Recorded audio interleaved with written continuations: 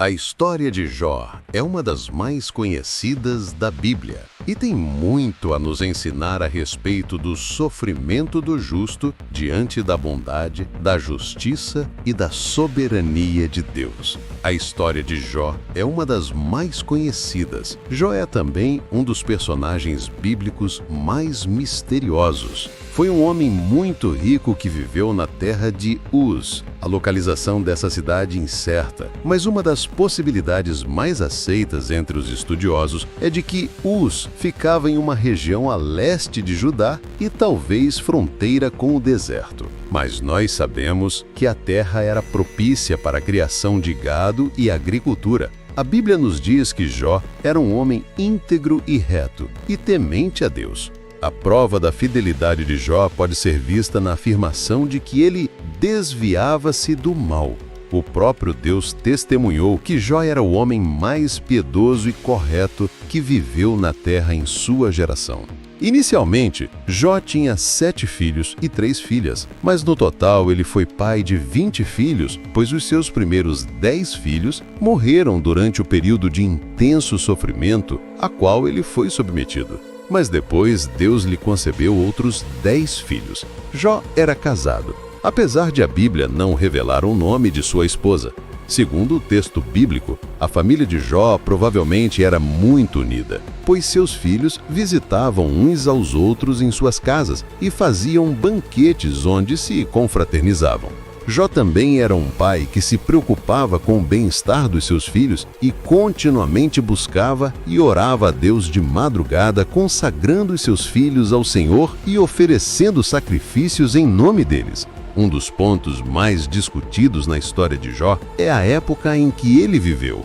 E esta questão não é tão fácil de ser respondida, porque não há uma informação direta no livro que conta sua vida que sirva para datar a história de Jó. Mas há algumas pistas que podem ser úteis nesse sentido. Por exemplo, o livro de Jó deixa implícito que Jó viveu perto dos 200 anos de idade. Lá em Jó, capítulo 42, versículo 16, Jó também desempenhava um papel de sacerdote de sua família, algo semelhante ao que ocorreu com Abraão. Também parece que os caldeus que mataram os servos de Jó ainda viviam como nômades, e as riquezas de Jó não eram medidas pela quantidade de ouro e prata, mas sim pelo tamanho de seus rebanhos. Além disso, existe uma referência a Jó no livro do profeta Ezequiel, onde o profeta menciona Jó ao lado de Daniel e Noé.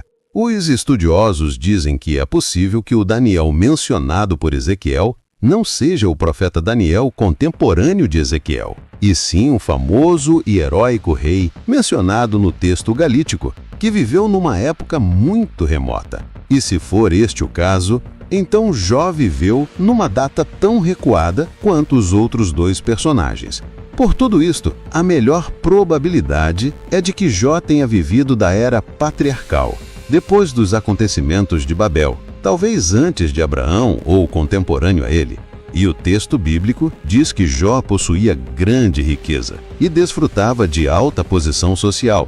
Inclusive, algumas lendas antigas sugerem que Jó tenha sido um rei, mas não existe qualquer fundamentação para tal sugestão e é melhor nós rejeitarmos. Além do mais, se Jó fosse um rei, provavelmente o relato bíblico nos informaria, visto que o texto se preocupou em fornecer grandes detalhes acerca da riqueza que Jó possuía. A Bíblia nos diz que Jó era proprietário de 7.000 ovelhas, 3.000 camelos, 500 juntas de bois e 500 jumentas. Uma quantidade tão grande de gado na época em que Jó viveu certamente representava um imponente patrimônio. Para cuidar de tantas propriedades, e Jó contava com um número muito grande de servos a seu serviço, de modo que, somando tudo, o texto bíblico diz que Jó era o homem mais rico do Oriente. Mas, sem dúvida, a parte que mais chama a atenção na história de Jó é o grande sofrimento que ele precisou enfrentar. Segundo, em um certo dia, houve uma reunião nas regiões celestiais e os filhos de Deus foram se apresentar perante o Senhor.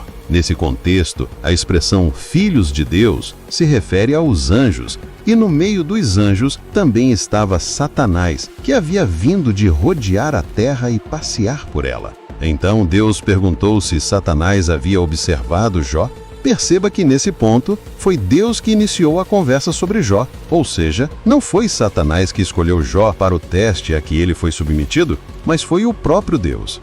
Diante do testemunho dado por Deus da fidelidade de Jó, Satanás sugeriu que toda sua integridade se devia ao fato de que Jó era abençoado por Deus e possuía tantos bens quanto desejava. Em outras palavras, Satanás estava acusando Jó de ser uma pessoa interesseira, de modo que a fidelidade estava condicionada aos bens que Deus havia lhe concedido e que, se caso tudo aquilo lhe fosse tirado, certamente blasfemaria contra Deus. E então o Senhor permitiu que Satanás submetesse Jó a um teste. Inclusive, ele autorizou que Satanás tocasse em tudo que Jó possuía, exceto em sua vida.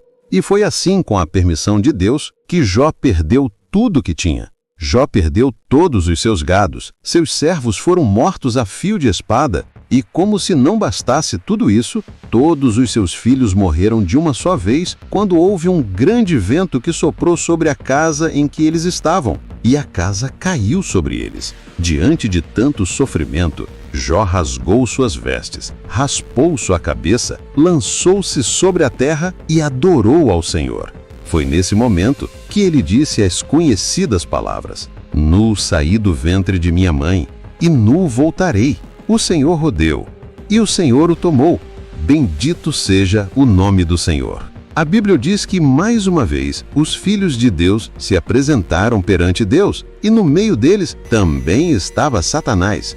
E novamente o Senhor perguntou a Satanás sobre Jó, e dessa vez ele afirmou que Jó não havia blasfemado contra Deus, pois ainda desfrutava de saúde.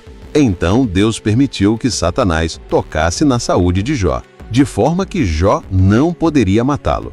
Foi então que Jó foi acometido de uma terrível enfermidade. Não é possível saber que tipo de doença castigou Jó, até porque a descrição dos seus sintomas é apresentada em um texto poético. Mas seja como for, o que sabemos é que Jó foi ferido com feridas malignas, desde a planta do pé ao alto da cabeça. Apesar dessa descrição poder apenas representar um estágio da doença, ao ver o marido imerso em tanto sofrimento, a mulher de Jó aconselhou-o a apressar o fim inevitável e a amaldiçoar a Deus. Obviamente, ela não sabia que a vida de Jó estava preservada por Deus e fatalmente compartilhava da opinião comum de que tudo aquilo era um castigo divino. A resposta de Jó para sua mulher foi de que ela estava falando como qualquer doida. No termo hebraico traduzido como doida, possui um sentido de infidelidade e apostasia. Ou seja, Jó disse que ela estava falando com uma pessoa infiel diante de um Deus que, assim como derramou sobre eles o bem, também poderia derramar aquele mal temporal, sem que com isto fosse injusto. Na sequência do texto bíblico, nós vemos que Jó foi visitado por 3 amigos, Elifaz, Bildade e Zofar. Estes amigos de Jó também eram sábios e ricos e pertenciam a uma posição social semelhante à de Jó. Os 3 homens foram ter com Jó para consolá-lo. A situação de Jó era tão complicada que, num primeiro momento, seus amigos não o reconheceram de longe, mas quando perceberam que era Jó, eles se compadeceram e choraram. Rasgaram cada um seu manto e lançaram pó sobre as suas cabeças. O sofrimento de Jó era tão grande que o texto bíblico diz que eles ficaram com Jó durante uma semana sem dizer uma única palavra. Mas depois que o silêncio foi rompido, iniciou-se então uma longa e formal discussão entre Jó e seus amigos. Com base nessa discussão, podemos perceber que seus amigos, de Jó, começaram a estabelecer uma sequência de discursos com raciocínio de causa e efeito, onde basicamente eles acusaram Jó de ser o culpor todo aquele sofrimento. Então, em poucas palavras, podemos dizer que seus amigos de Jó o acusaram de ser um adúltero, um ladrão, alguém sem hospitalidade e um louco. Por fim, eles também exortaram Jó a se arrepender, e nos discursos dos amigos de Jó, nós podemos perceber toda a insensatez da sabedoria humana. Após as acusações dos amigos de Jó e da tentativa do próprio Jó justificar-se diante deles, um jovem chamado Eliú o chamou a atenção para o papel disciplinador do sofrimento, ressaltando que o homem não é capaz de compreender tudo o que Deus faz. Depois da grande discussão de Jó com seus amigos, o Senhor, do meio de um redemoinho, falou com Jó, mas Deus não respondeu às indagações feitas por Jó enquanto ele debatia com seus amigos. Ao contrário, Deus lhe fez uma série de perguntas retóricas, onde toda sua sabedoria e soberania fizeram com que Jó percebesse sua ignorância humana. Jó então entendeu que lhe bastava apenas confiar em Deus, pois ele tudo pode e nenhum de seus planos pode ser frustrado. Deus é o Senhor de tudo. Ele governa o universo e não necessita que ninguém o aconselhe de coisa alguma. Tudo o que ele faz é mediante a sua soberana vontade. Deus também repreendeu os 3 amigos de Jó, dizendo que eles agiram com loucura, e o que tinham falado durante a discussão com Jó não havia sido correto.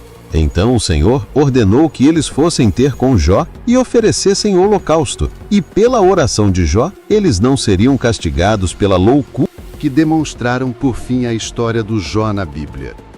Termina orando por seus amigos e o Senhor mudando sua sorte, lhe dando o dobro de tudo o que antes ele havia possuído. O texto bíblico também diz que o Senhor lhe concedeu ter outros 10 filhos, sendo 7 homens e 3 mulheres. As filhas de Jó se chamaram Gemima, Késia e Queren-Apuc, e foram as mulheres mais formosas de todo o Oriente.